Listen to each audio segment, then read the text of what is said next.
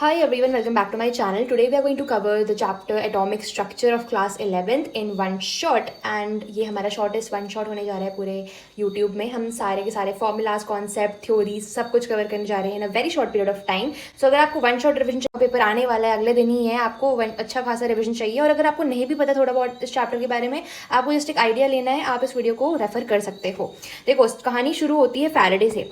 जो फैराडे था, he studied electrical discharge in partially evacuated tubes और इन्हीं ट्यूब को बोला गया बाद में कैथोड रे डिस्चार्ज ट्यूब्स. अब क्या हुआ, उन्होंने एक चीज़ ऑब्जर्व करी, जब हम वोल्टेज को बढ़ा रहे हैं और प्रेशर को घटा रहे हैं तो हमारी जो इलेक्ट्रिकल कंडक्टिविटी है गैसेस की वो भी बढ़ रही है. तो पहला एग्जाम का क्वेश्चन तो यहीं से बन जाता है कि जब भी आप वोल्टेज कम करोगे, वोल्टेज इंक्रीज करोगे और प्रेशर कम करोगे तो हमारे इलेक्ट्रिकल कंडक्टिविटी गैसेस की बढ़ जाएगी. अब देखो हमारा जो Q बाय M रेशो होता है, what is Q by M ratio? It is charge by mass ratio. ये चेंज नहीं करेगा, that is it will remain constant. चाहे आप कुछ भी कर लो, चाहे आप गैस को चेंज करो, चाहे आप कलर चेंज करो, चाहे आप मटीरियल ऑफ इलेक्ट्रोड चेंज कर लो, इसका जो Q by M ratio, cathode rays का जो Q बाय M रेशो है वो सेम का सेम ही रहेगा.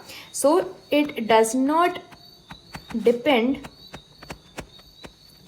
upon material of electrode and nature of gas, क्योंकि यहाँ पर इलेक्ट्रॉन्स इन्वॉल्व है एंड नॉट आयंस. अनलाइक हमारा आयंस किस में होता है? एनोड रेज में होता है ना. अब देखो क्या है, हमारा जो बिहेवियर था कैथोड रेज का, it was found similar to the negative charge particles. उन्होंने देखा अरे भाई ये जो कैथोड रेज है इनका बिहेवियर तो एकदम नेगेटिव चार्ज पार्टिकल्स की तरह है. नेगेटिव चार्ज पार्टिकल्स यानी कि बीटा पार्टिकल्स की तरह है. ठीक है, तो हमें एक बेसिक नॉलेज आ गया है एंड हाँ दो क्वेश्चन भी इससे मतलब पेपर में इससे दो क्वेश्चन बन के आ सकता है आराम से. एंड एक और चीज़, ये Q by M ratio discover किसने करा? ये करा था जे थॉमसन ने. जे थॉमसन ने डिस्कवरी करी थी Q बाय M रेशो की. अगर हम बात करें प्रोटॉन की Q बाय M रेशो की तो कितना है वो? 1.76 into 10⁻11 coulomb per kg. Right. अब हम एक और चीज़ की बात करते हैं. देखो जितना ज़्यादा आपका नेगेटिव चार्ज होगा, जितना कम आपका मास होगा, जितना ज़्यादा आपका वोल्टेज और जितना कम आपका प्रेशर, तो उतना ज़्यादा डिफ्लेक्शन होगा. ये रिलेशन है, इसको समझ लेना. अब उसके बाद आते हैं हमारे R.A. मिलिकन. R.A. मिलिकन ने इलेक्ट्रॉन का चार्ज बताया. इलेक्ट्रॉन का चार्ज बताया जो कि होता है -1.6 इंटू 10⁻19 कूलम. एंड इसमें एक एक्सपेरिमेंट कंडक्ट करा गया था जिसका नाम है ऑयल ड्रॉप एक्सपेरिमेंट. देखो पेपर में थ्योरी बेसिस में पूछ सकते हैं बट यूजुअली नहीं पूछा जाता है. इसका फॉर्मूला हमारा एक है Q इक्वल्स टू NE. इस पे फॉर्मूलेज बहुत सारे आते हैं. देखो N का मतलब तो नंबर हो गया. अब हमारा ये जो Q है ये चार्ज है एंड ये है चार्ज. E जो है ये है चार्ज ऑन एन इलेक्ट्रॉन जो कि अभी हमने पढ़ा है 1.6 इंटू 10⁻19 कूलम. हाँ, और अगर हम मास के बारे में बात करें इलेक्ट्रॉन की तो कितना होता है वो? 9.1 इंटू 10⁻31 kg. राइट. अब हमने बात कर ली है इलेक्ट्रॉन की भी. अब बात आती है प्रोटॉन्स एंड न्यूट्रॉन्स की. इनको कैसे डिस्कवर करा और इनके बारे में क्या क्या इंपॉर्टेंट चीज़ें हमें जाननी चाहिए. Neutrons, right. ठीक है. सो जब इलेक्ट्रिकल डिस्चार्ज हुआ कैथोड रे में तो हमें चार्ज पार्टिकल्स मिले जो कि पॉजिटिव चार्ज कैरी कर रहे थे. यहीं से डिस्कवरी हो गई केनाल रेस की. केनाल रेस का मतलब है एनोड रेस, और जो एनोड रेस होती हैं वो होती है पॉजिटिवली चार्ज्ड, यानी कि वो पॉजिटिवली चार्ज कौन थे? प्रोटॉन्स ही तो होंगे. Now unlike cathode rays, positively charge particles depend upon the nature of gas. ये डिपेंड करते हैं, depend on the nature of gas. मतलब Q बाय M रेशो है हमारा, Q बाय M रेशो है, it will it will change. देखो हमने जब कैथोड रे के बारे में पढ़ा तो हमें क्या पता चला कि जो Q/M रेशो है इट विल नॉट चेंज, चाहे आप मटेरियल बदल लो या फिर नेचर ऑफ गैस बदल लो। लेकिन यहाँ पर हमें पता चला कि जब हम नेचर ऑफ गैस जब हम गैसेस चेंज करते रह रहे हैं तो उनके प्रॉपर्टीज भी चेंज होती रहेगी, तो Q/M रेशो भी चेंज करेगा। बट एक और चीज़ है, it do not depend on electrode material. हाँ, it does depend upon the nature of gas but not on the electrode का मटीरियल, क्योंकि यहाँ पर हमारा आयंस का इन्वॉल्वमेंट है। एनोड रेज में यानी कि कैनाल रेज में आयंस का इन्वॉल्वमेंट है और इससे पहले कैथोड में इलेक्ट्रॉन्स का था। अब हम बात करते हैं न्यूट्रॉन्स की।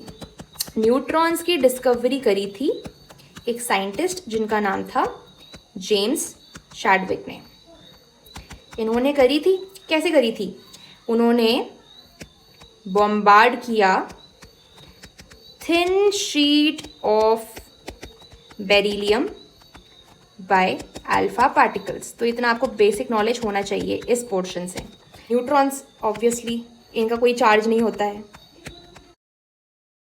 सो हमें क्या पता चला, जो मास है न्यूट्रॉन का as compare to mass of proton थोड़ा सा ज़्यादा है, बट फिर भी हम इन दोनों की वैल्यू नियरली इक्वली लेके चलते हैं, 1.67 इंटू 10⁻⁻27 kgs। अब हम बात करते हैं मॉडल्स की। हमारे कौन से मॉडल्स आए हैं, यहीं से हमारे फॉर्मूलाज कॉन्सेप्ट्स मेनली शुरू होते हैं। अब देखो बहुत सारे मॉडल्स आए थे but they were not able to explain the stability of atom. अच्छा, सबसे पहला मॉडल जो आया था वो आया था जे थॉमसन का। जे थॉमसन का मॉडल आया था। तो इसमें क्या था कि जो मास है एटम का वो यूनिफॉर्मली डिस्ट्रीब्यूटेड है, उनका मानना है यूनिफॉर्मली डिस्ट्रीब्यूटेड है। तो इससे हमें न्यूट्रलिटी के बारे में तो पता चलता है एटम की, लेकिन क्या ये स्टेबिलिटी एक्सप्लेन करता है? नहीं, स्टेबिलिटी के बारे में उन्होंने कुछ नहीं बोला था। और जो ये मॉडल है इसको हम प्लम पुडिंग या फिर वाटरमेलन मॉडल भी बोलते हैं। उसके बाद आता है रदरफोर्ड का मॉडल। रदरफोर्ड का मॉडल आता है न्यूक्लियर मॉडल। तो यहाँ पर हमारा एक्सपेरिमेंट कंडक्ट हुआ था। So this was the Rutherford's scattering experiment. इसमें क्या हुआ था, हमने सोर्स लिया था अल्फा पार्टिकल का, प्लेट से पास करवाया था थ्रू अ गोल्ड फॉइल। तो यहाँ पर हमने डेविएशंस ऑब्जर्व करे। देखो हमारे जो मेजॉरिटी अल्फा पार्टिकल्स थे, अल्फा पार्टिकल्स का मतलब है He2+ या फिर हीलियम के न्यूक्लियाई जो थे जो कि पॉजिटिवली चार्ज्ड होते हैं। तो क्या हो रहा था कि वो बहुत सारे थे जो अनडिफ्लेक्टेड पास कर रहे थे। इसका मतलब क्या है, जो हमारी मैक्सिमम स्पेस होगी वो क्या होगी, एम्प्टी होगी, जो वो ऐसे ही पास कर गए। दूसरा, a small fraction was deflected by small angles, यानी कि डिफ्लेक्शन थोड़ा थोड़ा शो हो रहा था। एंड तीसरा उन्होंने क्या बोला, बहुत कम पार्टिकल्स थे जो वापस से नियरली 180 डिग्री के एंगल से वापस लौट गए थे। तो कंक्लूजन पहला ये निकला कि हमारी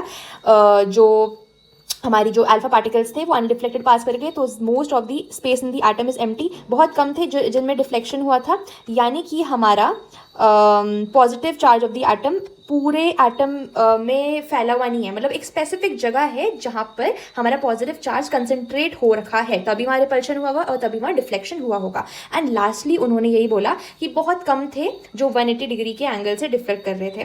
बाकी इससे हमारी एक ऑब्जर्वेशन, हमने क्या ऑब्जर्वेशन देखा, मैं यहाँ पर लिख देती हूँ। ऑब्जर्वेशन ये था कि हमारा एटम है, it is spherical in shape. इसका साइज कितना है, 10⁻⁻10 मीटर। एंड इसका जो न्यूक्लियस है वो 10⁻⁻15 मीटर है। यानी कि इससे हम बोल सकते हैं जो हमारा न्यूक्लियस है it is 10⁵ times smaller than the atom, right. तो ये थी रदरफोर्ड की कहानी।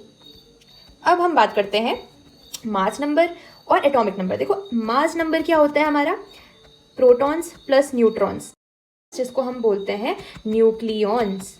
बाकी आपको पता है एटॉमिक नंबर हमारे नंबर ऑफ प्रोटॉन्स के बराबर है एंड नंबर ऑफ इलेक्ट्रॉन के बराबर सिर्फ एक केस में है, जब हमारा एटम न्यूट्रल है। क्योंकि जैसे ही एटम में चार्ज आ जाता है तो वैसे हमारे इलेक्ट्रॉन्स चेंज हो जाते हैं but protons remain the same. उसके बाद अगर आपको न्यूट्रॉन्स निकालने हैं तो आप क्या कर सकते हो, आप mass number minus atomic number कर सकते हो, राइट। अब हम बात करते हैं बेसिक टर्म्स के बारे में, जैसे हमारा आइसोटोप्स हो गया, isobars and isotones and isoelectronic. इसमें क्वेश्चन बन के आते हैं। If we talk about isotopes तो इनकी जो प्रॉपर्टीज़ होती हैं, फिजिकल प्रॉपर्टीज़ होती हैं, वो डिफरेंट होती हैं, बट इनकी जो केमिकल प्रॉपर्टीज़ होती हैं वो सेम होती हैं। अब जो केमिकल प्रॉपर्टीज़ है वो किस पे डिपेंड कर रही है? एटॉमिक नंबर में। तो इसका मतलब है एटॉमिक नंबर भी सेम होगा, तभी तो केमिकल प्रॉपर्टी सेम है, बट डिफरेंट मास नंबर है। या फिर आप ये भी बोल सकते हो different number of neutrons, right. अब हम बात करते हैं आइसोबार्स की। जो हमारे आइसोबार्स होते हैं उसमें जो हमारा मास नंबर होता है वो सेम होता है। मास नंबर क्या होता है? सेम होता है, बट एटॉमिक नंबर डिफरेंट हो जाता है। पूरा पूरा इसका ऑपोजिट ही है। सेम मास नंबर का मतलब है सेम नंबर ऑफ न्यूक्लियॉन्स, यानी कि न्यूट्रॉन्स प्लस प्रोटॉन्स का सम सेम रहेगा, क्योंकि मास नंबर हमारा न्यूक्लियॉन्स के बराबर होता है। And if we talk about isotones, isotones होगा तो इसमें हमारे होते हैं सेम नंबर ऑफ न्यूट्रॉन्स। यहाँ पर थोड़ा राइटिंग को इग्नोर करना क्योंकि जल्दीबाजी में लिख रही हूँ। आइसो इलेक्ट्रॉनिक स्पीशीज़ क्या होती है? सबको पता होगा इसका बेसिक आइडिया। जिसके पास सेम नंबर ऑफ इलेक्ट्रॉन्स होते हैं उनको आइसो इलेक्ट्रॉनिक स्पीशीज़ बोलते हैं। उसके बाद हमारे मैक्सवेल आते हैं।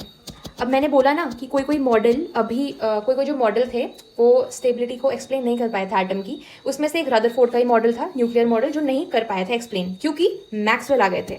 मैक्सवेल बोलते हैं भाई जब भी एक इलेक्ट्रॉन अपने एक्सेलरेटेड मोशन में होता है तो वो क्या करता है? वो बहुत सारी एनर्जी एमिट करेगा। जब एनर्जी एमिट करेगा तो एक टाइम ऐसा आएगा कि वो खुद ही न्यूक्लियस के अंदर गिर जाएगा, तब तो अनस्टेबिलिटी आ जाएगी ना। घूम फिर के वो घूमेगा घूमेगा, ऐसे घूमेगा, देखो ऐसे घूमेगा घूमेगा घूमेगा, और it will sink into the nucleus, so unstable हो जाएगा। तो उसके बाद उन्होंने बोला भाई रदरफोर्ड तुम्हारा मॉडल स्टेबिलिटी एक्सप्लेन नहीं कर रहा है। एंड बाकी थॉमसन के मॉडल ने न्यूट्रलिटी के बारे में तो बता ही दिया था। क्या हुआ? मैक्सवेल ने देखो स्टार्टिंग की जितने भी मॉडल हम पढ़ रहे हैं ना, it is explaining wave nature of electromagnetic radiation, but धीरे धीरे वो पार्टिकल नेचर में शिफ्ट हो जाएंगे और लास्ट में एक ऐसा टाइम आएगा जब पार्टिकल और वेव नेचर दोनों मतलब वैलिड है। देखो मैक्सवेल की थ्योरी के हिसाब से उन्होंने एक फॉर्मूला बनाया, C equals to nu lambda. बहुत सिंपल सा फॉर्मूला है, इसमें बहुत सारे न्यूमेरिकल्स बन जाते हैं। तो हमारा जो C है वो स्पीड ऑफ लाइट है, दैट इज 3 × 10⁸ मीटर पर सेकेंड। आपका जो न्यू है वो फ्रीक्वेंसी हो गई है, एंड हमारा जो लैम्डा है आपको पता है ये वेवलेंथ होता है, right. Now we are going to study about the order of electromagnetic radiation. इसमें हम ऐसे याद कर सकते हैं, like this is G, X, UV, I, M, R। जैसे ही आप लेफ्ट टू राइट मूव करोगे आपका लैम्डा इंक्रीज होगा, फ्रीक्वेंसी डिक्रीज होगी। ये सारे नोटेशंस मैं एक बार बता देती हूँ। This is gamma rays, X ray, UV, visible, infrared, microwaves and radio rays, radio, ठीक है। अब देखो जैसे ही आप लेफ्ट टू राइट जा रहे हो लैम्डा इंक्रीज कर रहा है, फ्रीक्वेंसी डिक्रीज कर रही है। एंड अगर मैं बात करूँ विजिबल लाइट रेस की, just for reference, visible light rays इसका जो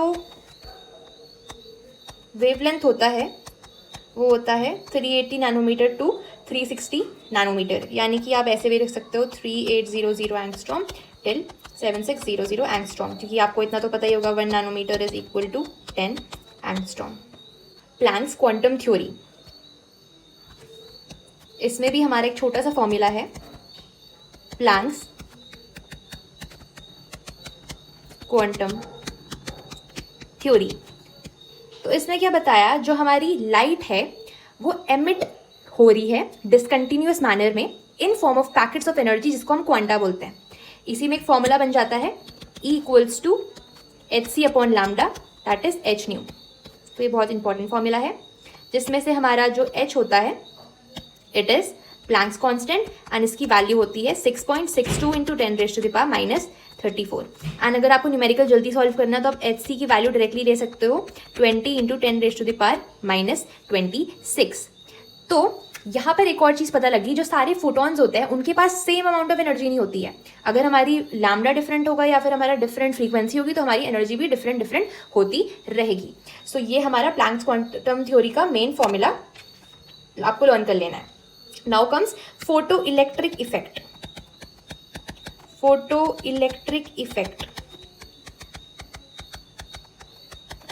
देखो इसमें हमारा एक मेन फॉर्मूला आता है, it is E equals to W0 plus kinetic energy.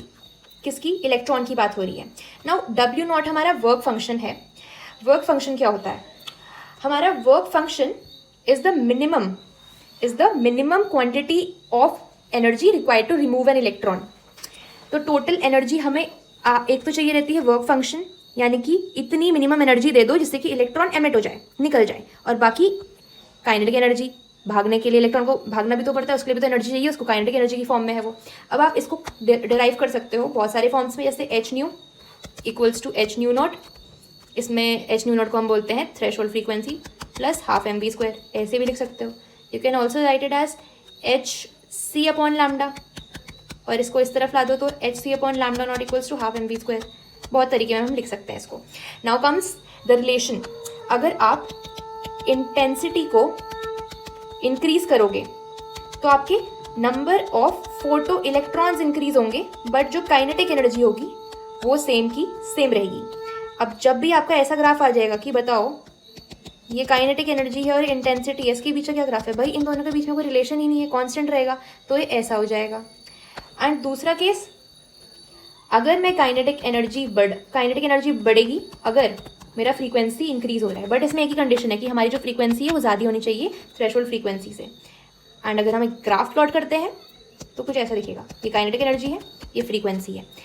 देखो मैंने क्या बोला, अगर हम फ्रीक्वेंसी इंक्रीज करेंगे तो हमारी काइनेटिक एनर्जी बढ़ेगी, यानी कि डायरेक्टली प्रोपोर्शनल है। बट द क्वेश्चन इज, हमने यहाँ से ग्राफ शुरू करा क्योंकि इतने का जो पार्ट है, पोर्शन है, वो न्यू नॉट है एंड हमारी वैल्यू न्यू नॉट से ज़्यादा होनी चाहिए, इसलिए हमने थोड़ा आगे शिफ्ट करके ग्राफ को बनाया है। बाकी हमारा स्टॉपिंग पोटेंशियल का भी एक फॉर्मूला होता है।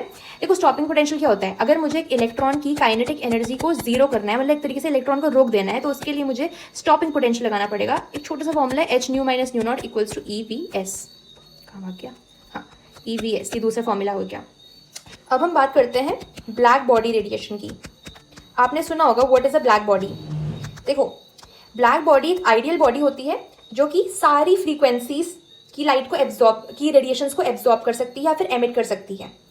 अब जो हमारा ग्राफ है मैं आपको दिखाने जा रही हूँ, उसमें बता रखा है कि हमारा जो इंटेंसिटी है it increases with decrease in lambda. जैसे जैसे आप वेवलेंथ घटाओगे वैसे वैसे इंटेंसिटी बढ़ती रहेगी।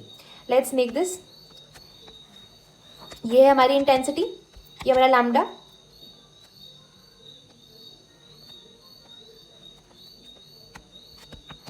ये T2 है एंड ये T1 है, टेम्परेचर है। तो यहाँ पर T2 is greater than T1। अब देखो ये हमने लिया लैम्डा 2 और ये हो गया लैम्डा 1, तो यहाँ पर लैम्डा 1 बड़ा है लैम्डा 2 से। अब आप खुद देखो लैम्डा 2 की इंटेंसिटी ज़्यादा है एज कम्पेयर टू लैम्डा 1, तो वो हम वही प्रूव करना चाह रहे हैं कि जो intensity it will increase with decrease in lambda. Simple सा यही कॉन्सेप्ट है। उसके बाद हम बात करेंगे इलेक्ट्रोमैग्नेटिक स्पेक्ट्रम की, which is very important. Majority numericals इसी कॉन्सेप्ट से बन के आते हैं हमारे। देखो कुछ ऐसा ऑर्डर चलता है, Lyman, Balmer, Paschen, Brackett, Pfund and Humphrey. तो यहां पर जो N1 की वैल्यूज है वो नीचे से ऊपर जाते वक्त इंक्रीज करेगी, 1 2 3 4 5 एंड 6। अब N2 की वैल्यू कैसे ले लोगे, N2 यहाँ से 2 3 इन्फिनिटी, यहाँ की N2 कैसे हो जाएगी 3 4 इन्फिनिटी 4 5 इन्फिनिटी। सिमिलरली इनका भी सेम ही है। अब देखो लाइमन कौन से रीजन में लाई करती है, यूवी। जो बैलमर होती है ये विजिबल में लाई करती है। बाकी ये जो सारी की सारी होती है ये लाई करती है इंफ्रारेड में। इसको याद रखना, हमारी जो लाइमन है ये यूवी में लाई करती है, बाल्मर विजिबल में, बाकी सारे के सारे इंफ्रारेड में लाई करते हैं, राइट। अब इसी से हमारा एक फॉर्मूला बन के आता है एंड इट इज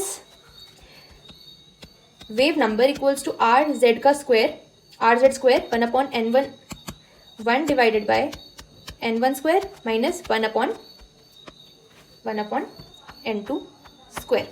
तो यहाँ पर हमारा वेव नंबर क्या होता है, वेव नंबर होता है 1/λ। वेवलेंथ का रेसिप्रोकल को हम वेव नंबर बोलते हैं एंड ये हमारा रिडबर्ग कांस्टेंट है r। इसकी वैल्यू क्या होती है 109677 पर सेंटीमीटर, या फिर अगर आपको इसको मीटर में कन्वर्ट करना है देन इट विल बी 10⁻⁷ पर मीटर, ठीक है। अब देखो क्वेश्चन आपके अलग अलग टाइप से पूछे जा सकते हैं। अल्फा लाइन अगर आपके क्वेश्चन में आती है इसका मतलब है आपको N2 की वैल्यू क्या लेनी है, N1 + 1। अगर उन्होंने बीटा लाइन बोल दिया तो N2 = N1 + 2। सिमिलरली अगर गामा बोलेंगे तो N1 + 3 कर देना। There is also this one line which is known as limiting line.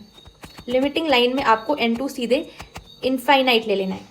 अब ये कब लेना है, अगर बाई चांस आपको बताया नहीं है, आपको मेंशन नहीं करा है क्वेश्चन में कि alpha line, beta line, limiting line, तो उस टाइम आपको देखना पड़ेगा लैम्डा, एनर्जी या फिर फ्रीक्वेंसी या फिर वेव नंबर में से कुछ भी एक। जैसे अगर मुझे पता लगाना है कि मैं अल्फा लाइन वाला फॉर्मूला यूज़ करूँगी तो कौन सी कंडीशन में होगा, जब मेरा लैम्डा मैक्सिमम होगा या फिर energy minimum, wave number minimum and frequency minimum. बाकी लिमिटिंग लाइन वाला हम तब यूज़ करेंगे जब हमारा लैम्डा मिनिमम हो जाएगा एंड बाकी सारी जो वैल्यूज़ है वो उल्टी कर देना, मैक्सिमम कर देना, राइट। नाउ अगर आपसे बोले maximum number of spectral lines आपको कैलकुलेट करनी है फ्रॉम N2 टू N1, तो इसमें आप एक नॉर्मल सा फॉर्मूला लगाओगे, it is N2 - N1, N2 - N1 + 1 divided bye 2। So when ever they ask maximum number of spectral lines from इतना टू इतना, मतलब ऑर्बिट दे रखी है, ऑर्बिट का नंबर, आपको ये फॉर्मूला करना है। अगर होगा मैक्सिमम, अगर आपसे पूछा है maximum number of spectral lines from nth to ground state, तो इस केस में आपको n -1 डिवाइड बाई 2 ये फॉर्मूला लगाना है। एंड कभी भी याद रखना, जब भी आपका चेंज सेम रहेगा तो हमारा n will increase with decrease in energy. अब आपको एक मैं क्वेश्चन देती हूँ। क्वेश्चन में आपसे बोला है आपको कैलकुलेट करना है number of lines of Paschen, जहां पर हमारा इलेक्ट्रॉन जंप कर रहा है from 7th excited state to ground state.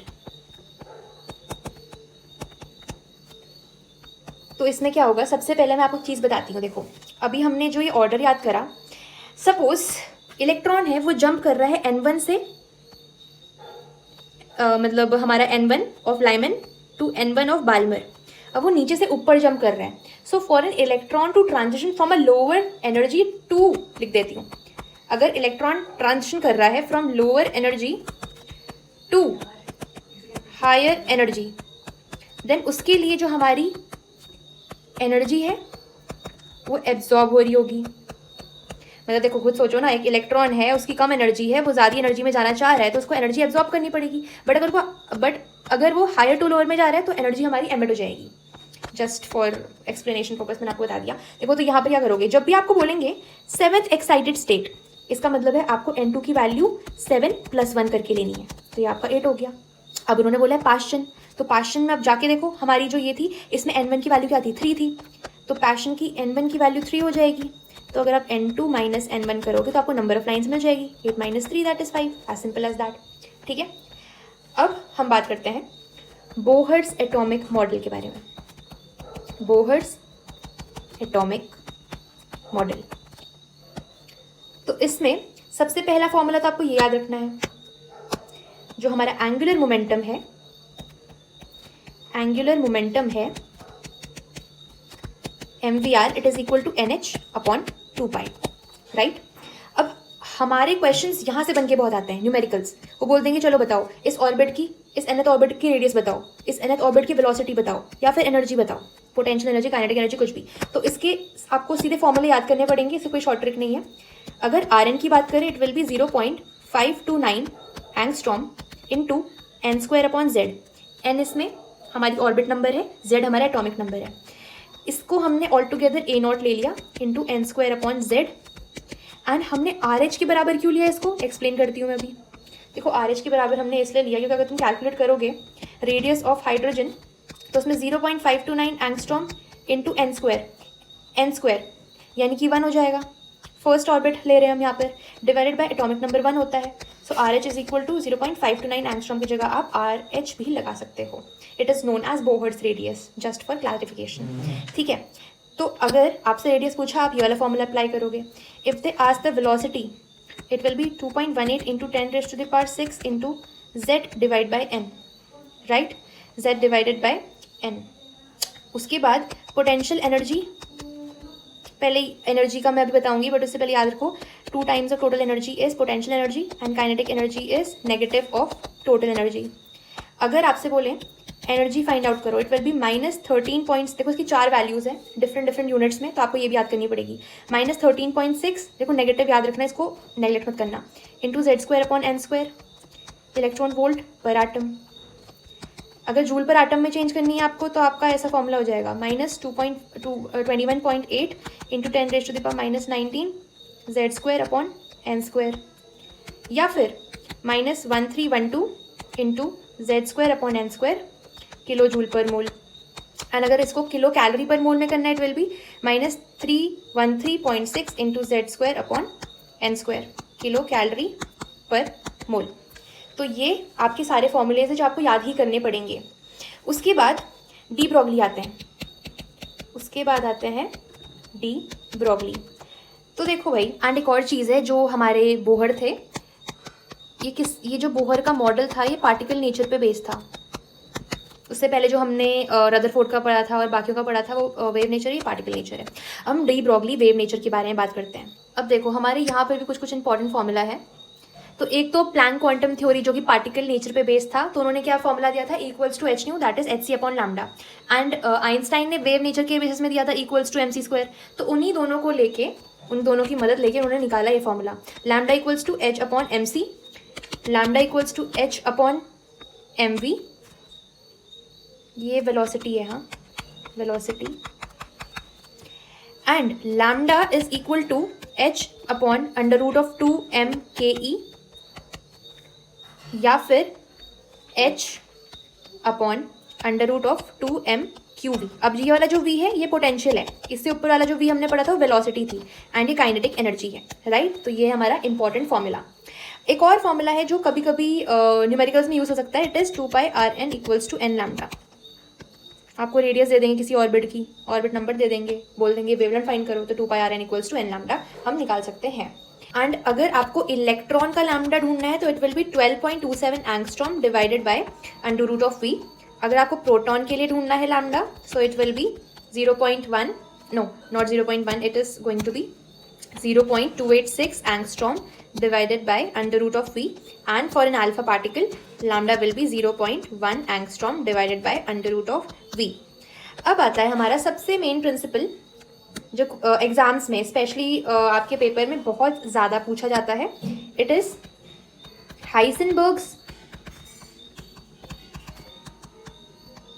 Uncertainty principle. देखो हम हर एक जो हमारा मॉडल है, जो प्रिंसिपल है, हम एक्सप्लेन तो नहीं कर सकते एकदम एक डेप्थ में, बट आपको उसका जस्ट आइडिया दे सकते हैं इसमें कौन से फॉर्मुलाज इंपॉर्टेंट है और कैसे कैसे छोटे मोटे कॉन्सेप्ट्स हैं इसमें, वो ही बता सकता है, बिकॉज ये वन शॉट रिवीजन है तो इसमें इतना इंक्लूड होगा। देखो हाइसेनबर्ग्स अनसर्टेनिटी प्रिंसिपल हमारा माइक्रोस्कोपिक पार्टिकल के बारे में अभी लाइन बोलने जा रही है। उन्होंने बोला भाई देखो जो हमारे माइक्रोस्कोपिक पार्टिकल है, we can not find out the position and momentum simultaneously. हम पोजिशन एंड मोमेंटम को साइमल्टेनियसली फाइंड आउट नहीं कर सकते हैं, specially when it comes to microscopic particles. हाँ, बट मैक्रोस्कोपिक पार्टिकल्स के लिए हम कर सकते हैं क्योंकि उनका लैम्डा नहीं डेल्टा एक्स काफ़ी ज़्यादा होता है। It is uncertainty in distance into uncertainty in momentum equals to h/4π, या फिर इसको हम ऐसे भी लिख सकते हैं। अब देखो अगर आपको h/4π की वैल्यू निकालनी, मतलब लिखना पड़ रहा है 4 × 3.14 ऐसे करके, इससे बढ़िया आप याद कर सकते हो that h/4π is 1/2 × 10⁻⁻34 nearly equal to.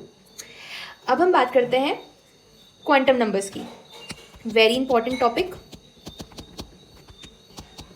देखो जो हमारे क्वांटम नंबर्स होते हैं वो 4 टाइप के होते हैं।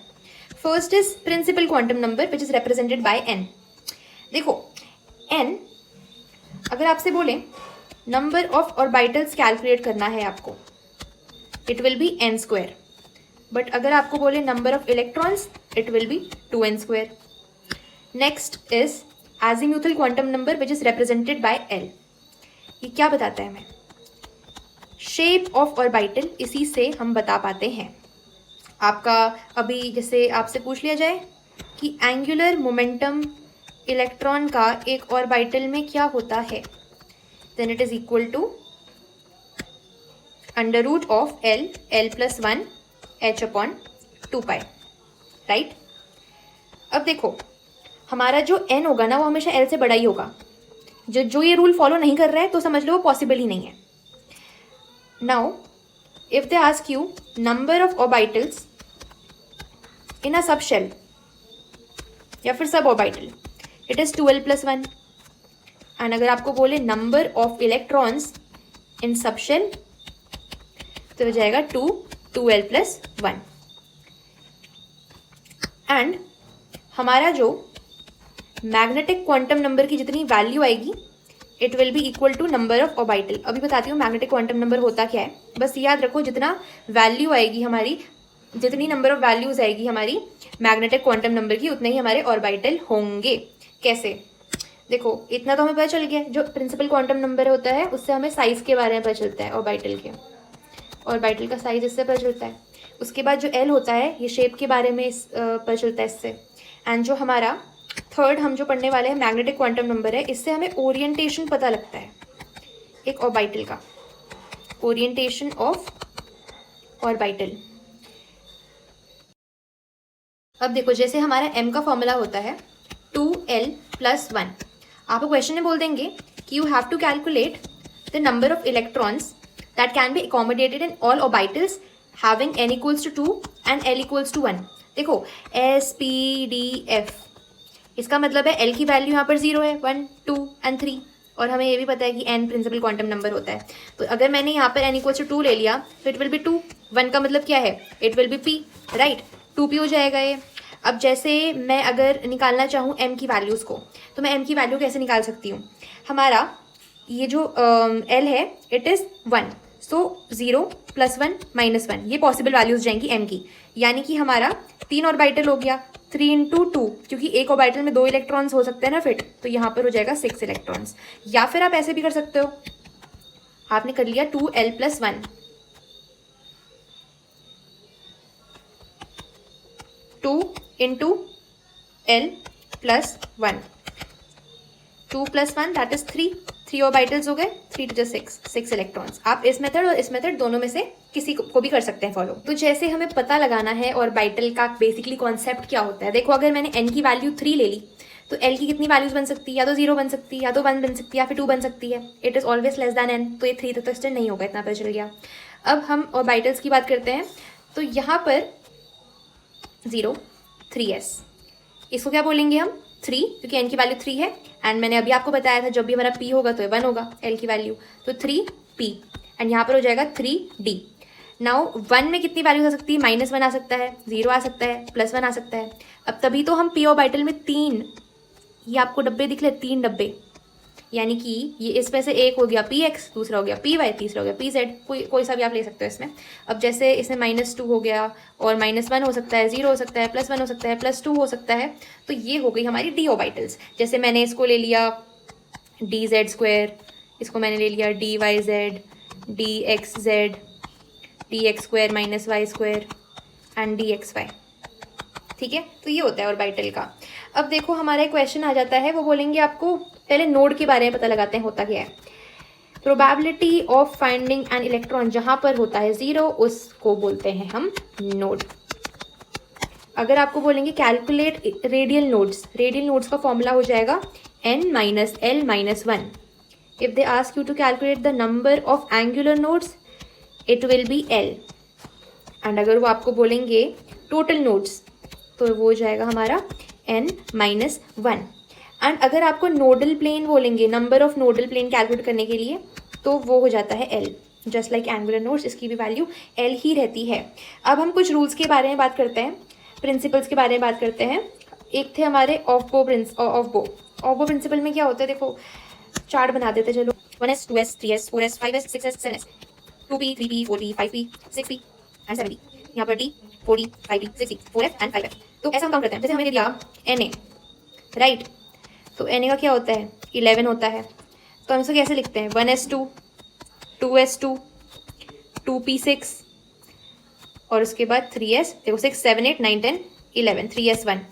तो ऐसा है कि हमारा s ऑर्बिटल में कितना फिट हो सकता है 2, p में डी में और एफ में, पी में 6 हो सकते हैं, डी में 10 हो सकते हैं, एफ में 14 हो जाते हैं। इतना आपको बेसिक नॉलेज होगा। तो ऑवो प्रिंसिपल कहता है कि हमारे जो इलेक्ट्रॉन्स होते हैं हम उनकी फिलिंग करते हैं in increasing order of energy, ऐसे।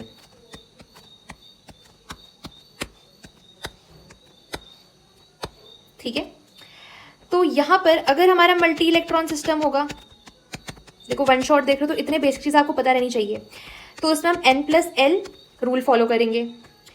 बट अगर मेरे पास हाइड्रोजन या फिर हाइड्रोजन लाइक एटम्स होंगे तो उसमें हम, जिसका N की वैल्यू ज़्यादा बड़ी होगी उसकी ज़्यादा एनर्जी होगी। मल्टी इलेक्ट्रॉन सिस्टम में क्या होता है, हमें N+L रूल फॉलो करना पड़ेगा। जैसे अगर N की वैल्यू सेम आ गई, फॉर एग्जाम्पल अब जैसे आपको बोल दिया कि 4D और 5P में से किसकी एनर्जी ज़्यादा है। अब यहाँ पर क्या करना है आपको, N+L रूल फॉलो करना है। इसका N कितना है 4, D का कितना होगा L 2, तो ये 6 हो जाएगा। अब इसका देखोगे तो इसका 5 है, 5 + 1 इसका भी 6 हो जाएगा। अब क्वेश्चन है कि हम किसको पहले रखेंगे, दोनों के दोनों तो सेम है ना। तो इस केस में हमारा जिसका N का वैल्यू ज़्यादा बड़ा होता है उसको प्रेफरेंस देंगे। यहाँ पर इसका N का वैल्यू ज़्यादा बड़ा है तो 5P > 4D, राइट। एंड अगर आपसे कभी भी बोलेंगे डीजेनरेट, इसका मतलब समझ जाना सेम एनर्जी की बात कर रहे हैं। सेम एनर्जी का मतलब सेम वैल्यू ऑफ N+L। अब जैसे मैंने ले लिया हाइड्रोजन या फिर हाइड्रोजन लाइक एटम के लिए अगर एनर्जी देखो N के बराबर होती है ना, अब मैंने 2s ले लिया, 2p ले लिया, भाई इनकी N की वैल्यू तो सेम है ना, तो इनकी एनर्जी भी सेम ही होगी, इक्वल एनर्जी होगी। बट मल्टी इलेक्ट्रॉन सिस्टम में क्या होता है, हमें N+L रूल को फॉलो करना पड़ता है। उसके बाद आते हैं पॉली एक्सक्लूजन प्रिंसिपल कहते हैं इसको, एक्सक्लूजन प्रिंसिपल। ठीक है, तो इसमें क्या हुआ, उन्होंने बोला कि सेम ऑर्बिटल में जो 2 इलेक्ट्रॉन होते हैं, हमारा एक सेम ऑर्बिटल में 2 इलेक्ट्रॉन होते हैं, इनके कभी भी 4 क्वांटम नंबर सेम नहीं हो सकते हैं। या तो इनके 3 सेम होंगे बट इनका एक ना एक ऐसा होगा जो डिफरेंट होगा। अब इसी से आता है हमारा स्पिन क्वांटम नंबर, जो हमने उस टाइम डिस्कस नहीं करा था। Spin quantum number basically spin बताता है एक इलेक्ट्रॉन की, ऐसे रिप्रेजेंट करते हैं उसको। तो अगर एक की स्पिन ऐसे है ऊपर की तरफ है तो दूसरे की स्पिन नीचे की तरफ हो जाएगी, राइट। अब हम बात करते हैं Hund's rule of maximum multiplicity की। Hund's rule of maximum multiplicity की बात करते हैं तो यहाँ पर क्या है, pairing of electron will not start unless each orbital in subshell has 1 electron with the same spin. For example मैंने ले लिए ये p ऑर्बिटल ले लिया मैंने, तो 1 2 3 4, जब तक हर एक ऑर्बिटल में एक एक इलेक्ट्रॉन ना आ जाए सेम स्पिन का तब तक हम नहीं पेयरिंग करेंगे। फॉर एग्जाम्पल अगर मेरे पास यहाँ पर 4 इलेक्ट्रॉन थे तो 1 2 3 4 ऐसा तो कर नहीं सकते क्योंकि ये ऑर्बिटल तो खाली पड़ गया ना, तो ये गलत हो जाएगा, राइट। उसके बाद एक मिनट, उसके बाद हम बात करते हैं मैग्नेटिक मोमेंट की। देखो मैग्नेटिक मोमेंट बहुत इंपॉर्टेंट है, ये म्यू से रिप्रेजेंट होता है। इसका फॉर्मूला होता है √n n+2। What is n? n है इसमें नंबर ऑफ अनपेयर्ड इलेक्ट्रॉन जिनका मैग्नेटिक मोमेंट होता है तो पैरामैग्नेटिक होते हैं, राइट। तो यहाँ पर हमारे n है नंबर ऑफ अनपेयर्ड इलेक्ट्रॉन। अगर किसी का n 1 है तो उसका म्यू 1 + 0.75 लेके चल लेना, यानी कि 1.75 लेके चल लेना, ये शॉर्ट ट्रिक है। जैसे अगर मैं बोलूँ आपको Ti तो उसका 22 होता है। अब मैं कॉन्फ़िगरेशन लिखूँ इसी की आ जाएगी 1s2 2s2 2p6 3s2 3p6 4s2 3d2। तो यहाँ पर जो 4s1 है उसके पास एक इलेक्ट्रॉन है, ठीक है, इसके पास एक इलेक्ट्रॉन है क्योंकि यहाँ पर टाइटेनियम हमने 3+ में ले रखा है तो 3 इलेक्ट्रॉन चले जाएंगे। एक इलेक्ट्रॉन हमारा यहाँ, 2 इलेक्ट्रॉन यहाँ से चले गए, 1 इलेक्ट्रॉन यहाँ चले गए, तो 4s1 बच गया। यानी कि इसके पास सिर्फ और सिर्फ एक अनपेयर्ड इलेक्ट्रॉन है, यानी कि इसका mu instead of calculating n+2 sorry, you can write it directly as 1.75 is the magnetic moment. And this was all for the one shot. and मैं last question आपके लिए छोड़ रही हूँ. आपको एनर्जी बतानी है, इंक्रीजिंग ऑर्डर में बतानी है. n-2f, n-1d, np and ns की इंक्रीजिंग ऑर्डर में आपको इनकी एनर्जी बतानी है. You can comment down. And that was pretty much the one shot of atomic structure. देखो बहुत सारे कॉन्सेप्ट्स हैं जो एकदम हमने वास्टली एकदम डिटेल में एक्सप्लेन नहीं करा है, क्योंकि वन शॉट है. इसमें ज़्यादा से ज़्यादा हम आपको सारे फॉर्मूले एक्सप्लेन कर सकते हैं, या फिर जो इंपॉर्टेंट एग्जाम में क्वेश्चन आ सकते हैं उसके बेसिस पे हम कुछ डिस्कस कर सकते हैं. उससे ज़्यादा ना उससे कम. That was all. बाय.